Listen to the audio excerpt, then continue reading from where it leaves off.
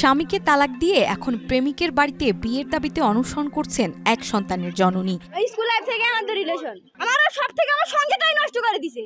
এটা তো আমার সবথেকে বড় ক্ষতি। ৫ বছর আগে গাইবান্ধার সাদুল্লাপুর উপজেলার বৈষ্ণব দাস গ্রামের আনোয়ারুল ইসলামের ছেলে মোর্শেদ মিয়ার সঙ্গে একই গ্রামের ভোলা মিয়ার মেয়ে ইবাদির প্রেমের সম্পর্ক গড়ে ওঠে। যদিও তাদের সম্পর্ক মোর্শেদের পরিবার মেনে নেয়নি, তবুও মোর্শেদ সম্পর্ক চালিয়ে যান। মাঠের অলরাউন্ডার আমি, আর ঘরের অলরাউন্ডার টাইলক্স।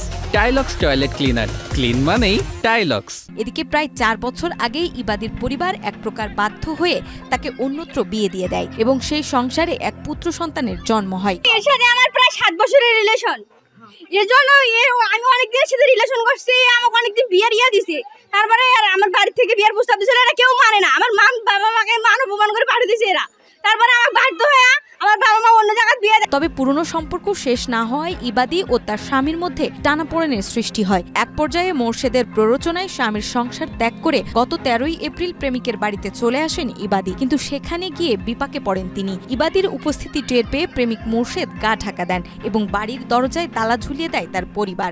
আমাকে অনেকদিন থেকে বলছি তুমি আসো, তুমি যদি ১.৫ লাখ টাকা নিয়ে আসো তাহলে তোমাকে আমি বিয়ে করবো। এরকম করে অনেকদিন চলছে। তারপরে হলো ঈদের পরের দিন আমরা স্বপ্নপুরি গেছি। স্বপ্নপুরি যা ছবি তুলছে, আমার অনেকগুলো ছবি তুলছে, সেই ছবিগুলো ভাইরাল করে দিছে। এরকম কতদিন এরকম কথা। তারপর আমি এখানে আসছি, ভাইরাল করে ছবিটা যখন ভাইরাল করছি তখন আমি এখানে আসছি। 7 দিন হয়ে আসছি, আমার মনে হয় আমি আসছি। আমি এখানে কতদিন থাকবো এরকম করি?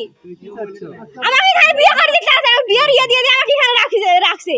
এরপর ভুক্তভোগী ইবাদির পরিবার অভিযোগ তোলে তাদের মেয়েকে গুম করা হয়েছে। 18ই এপ্রিল বিকালে সংবাদ সংগ্রহ করতে গিয়ে সাংবাদিকরা তালাবদ্ধ বাড়িতে অনেক ডাকাডাকির পরও কোনো সাড়া শব্দ না পেয়ে পাশের বাড়ির লোকজনের সঙ্গে কথা বলেন। এরপর এক পর্যায়ে স্থানীয়দের সহায়তায় উদ্ধার হয় ভুক্তভোগী নারী। তিনি জানান তাকে গৃহবন্দী করে রাখা হয়েছিল, তাকে চুপ থাকতে বাধ্য করা হয়, এমনকি কথা যেন বলতে না পারে তার জন্য মুখ চেপে ধরা হয়।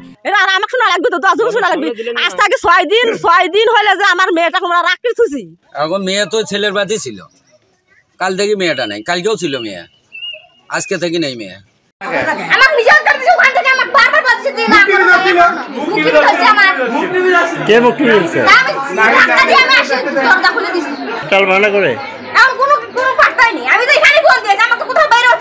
স্থানীয়দের অনেকেই মনে করেন বিষয়টি সমাধান হওয়া উচিত উভয়ের বিয়ের মাধ্যমে এবং প্রশাসনের উচিত এই বিষয়গুলোতে নজর দেওয়া, যাতে এমন অপ্রীতিকর ঘটনা না ঘটে।